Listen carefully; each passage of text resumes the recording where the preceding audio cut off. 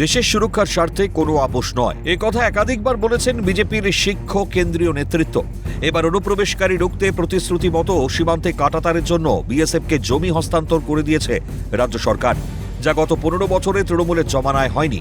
সীমান্ত এলাকায় অনুপ্রবেশের জিরো টলারেন্স মালদায় বললেন পশ্চিমবঙ্গ বিধানসভা স্পিকার রথীন্দ্র বোস।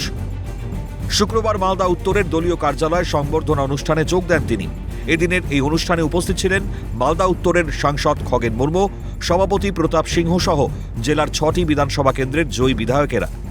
শুক্রবার স্পিকার জানান, প্রধানমন্ত্রী এবং স্বরাষ্ট্রমন্ত্রী একটি সংকল্পপত্র দিয়েছেন, সেখানে যা যা বলা হয়েছে সেই মতো কাজ করা হবে। সেই কাজ শুরু হয়ে গেছে। প্রধানমন্ত্রী নরেন্দ্র মোদী হয় না কিভাবে পিছানা একটা সংকল্পপত্র দিয়েছে, সেখানে যা যা কাজ করা দরকার সমস্ত কিছু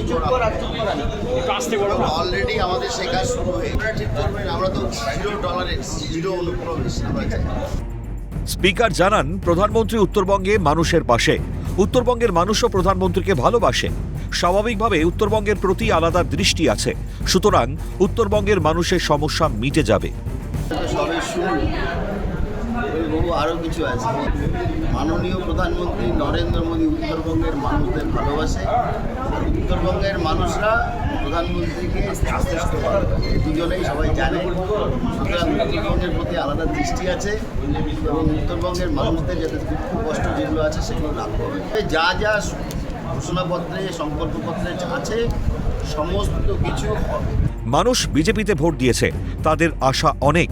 তৃণমূল দুর্নীতি করেছিল, তার জন্যই মানুষ বীতশ্রদ্ধ হয়ে বিজেপিকে এনেছে। আমাদের সরকার সবে কাজ শুরু করেছে। বিজেপিকে ভোট দিয়েছে, এক্সপেকটেশন তাদের অনেক আছে।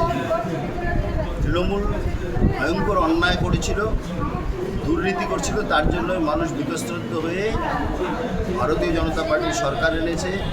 আমাদের সেই সরকার সবে তো কাজ শুরু করেছে, 1 মাসও তো হয়নি। এর মধ্যেই সরকারের কাজ আপনারা দেখেছেন।